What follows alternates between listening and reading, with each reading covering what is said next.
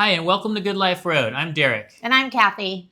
We're a semi-retired couple in our early 50s who sold all of our stuff in 2024 to travel the world full-time. In this video, we're going to help you determine what to go see and do while you're in the beautiful city of Singapore. We're going to take you on a review of all the different neighborhoods and hot spots that we visited while we were there and let you know what we thought and how we felt about each one. So the first place we went, and likely the first place you'll go, is Marina Bay and the Tree Grove. And so this place was made famous in the movie Crazy Rich Asians, and it's quite a spectacle to see. It's got luxury malls. It's just really kind of fancy and big. Everything's big. And in particular, what you've probably seen in photos of Singapore is the Marina Bay Sands Hotel that has like the boat on top, which is essentially an ode to the history of the city. This city was really kind of made on shipping, which is a neat thing that they decided to do that in architecture.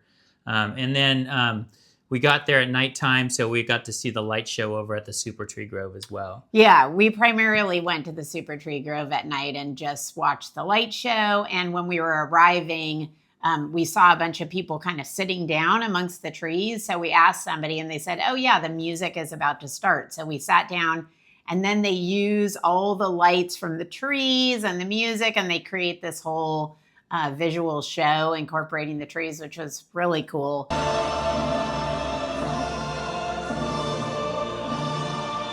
I would say that area, everybody should go at least once when they're in Singapore. It's something to see. Yeah, and do look at, the sunsets different times throughout the year. So check what time the light show is going to be so that you can get there in time to check that out. It was definitely worth seeing. Yeah.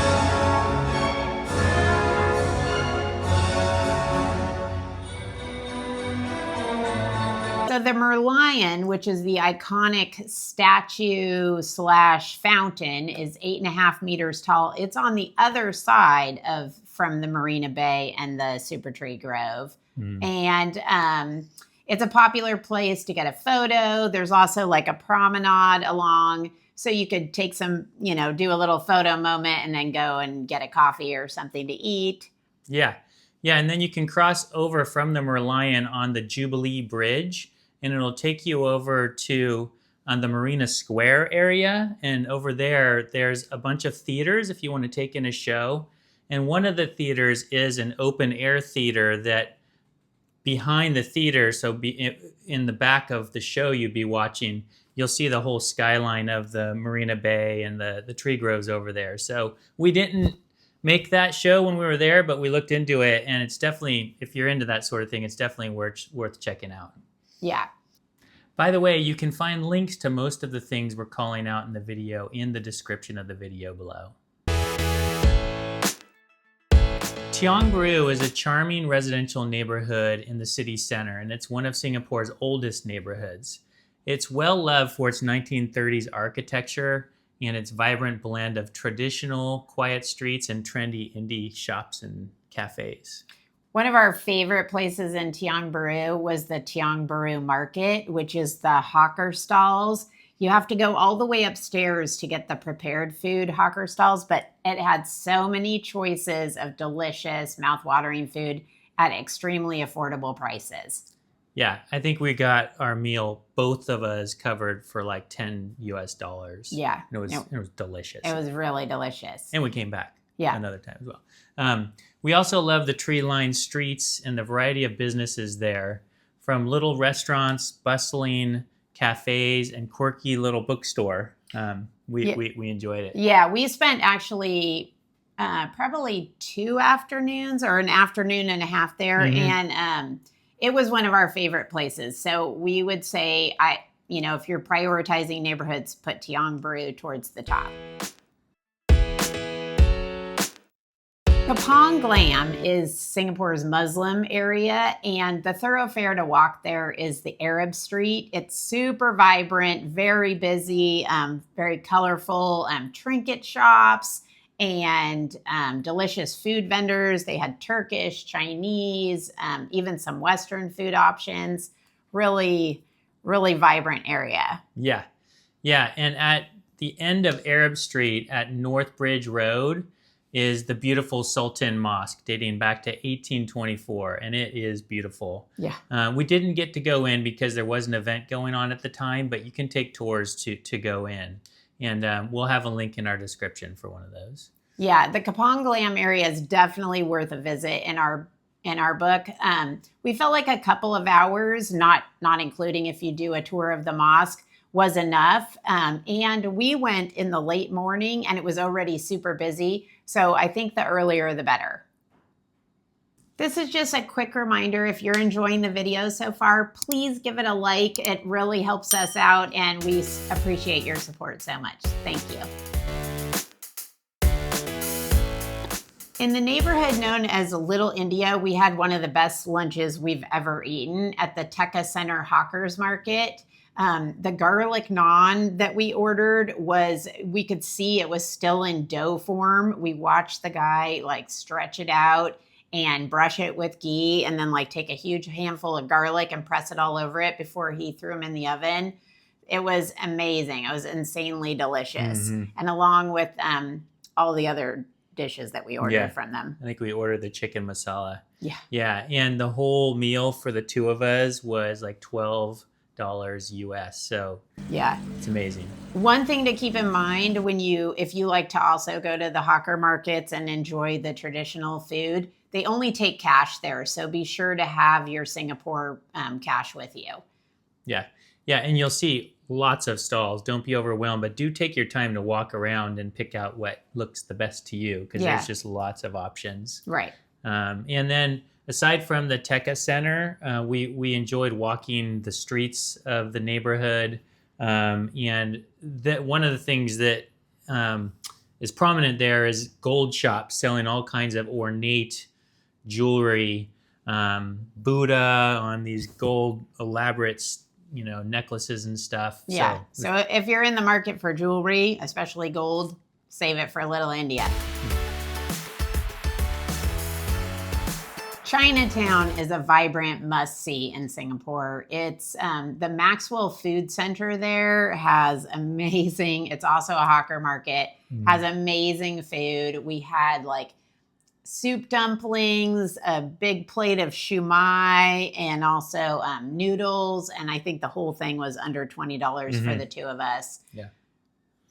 Yeah, and there's also tons of souvenir shops to poke around, as well as lots of restaurants offering buckets of beer and traditional Hainanese chicken, which comes with rice, and it's really delicious. We didn't go, but we heard that there's a pretty fun nightlife there too. So they're supposed to have a lot of cool bars and wine bars and stuff like that. So if you're looking for a fun night out, that could be a great place to go. Definitely lively. Two of the cultural attractions there, one of them is a Buddha temple called the Buddha Tooth Relic Temple, which doesn't appear to have a lot to do with teeth, but is a just very gorgeous temple there. And then the Sri Mariamman Temple, and I realize we might be saying these wrong a little bit, but it's the oldest Hindu temple in all of Singapore. So we stayed at the Holiday Inn Express near Clarke Quay, and we would definitely recommend that hotel. The staff was wonderful. They had a wonderful breakfast buffet each morning. And as far as a Holiday Inn Express buffet goes, and we've stayed at a lot of them around the world, this was the best by far. Yeah, and it ran for a long time. It was 6:30 in the morning till 10:30 or 11 o'clock. In the morning. So we took full advantage of that. There were a few times where we had our earlies and then our 11sies. We definitely made use of that. The main attraction of Clarke Quay is this area by the Singapore River, and it's a restaurant and shopping area that's on the Singapore River. And it's geared towards tourists, so it has a lot of different options, but they're priced accordingly. And we thought it was a nice place, though, if you wanted to just get outside and have some drinks on a patio or something like that at sunset at the river. It's nice. Yeah. But if you didn't make it over to that area, it's not the end of the world. Yeah. Yeah. A lot of people take boat tours from there down into Marina Bay. Yeah. Which could be a really nice thing to do if you wanted to have an experience where you get to see the lights on from the water. Yeah. And that's a whole different ball game. Yeah. Next are a few areas we enjoyed spending time in, and we wanted to share them with you, but they aren't necessarily neighborhoods. So first off, we had a lot of fun visiting Dempsey Hill. It kind of surprised us. The fact that it was formerly a British army barracks was an interesting historical fact.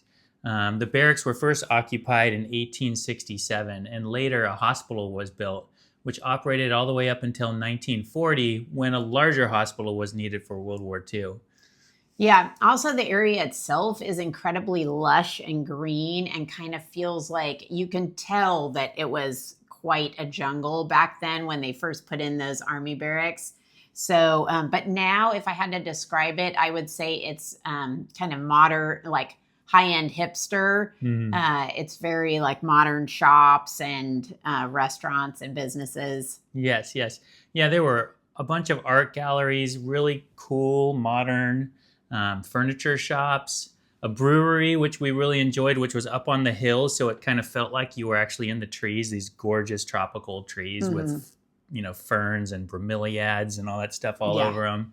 And then there was a gourmet chocolate shop, which we were lucky when we walked in. This young woman was working there, and she asked Kathy what she wanted or was interested in. And Kathy said, "I just want to eat chocolate." And this young woman lit up and brought us over to the sample section and spent like 15, 20 minutes with us, just walking us through all these amazing, uniquely flavored chocolates. Yeah, she was the best like chocolate tour guide you could ever hope to get. So hopefully you're so lucky. She was amazing.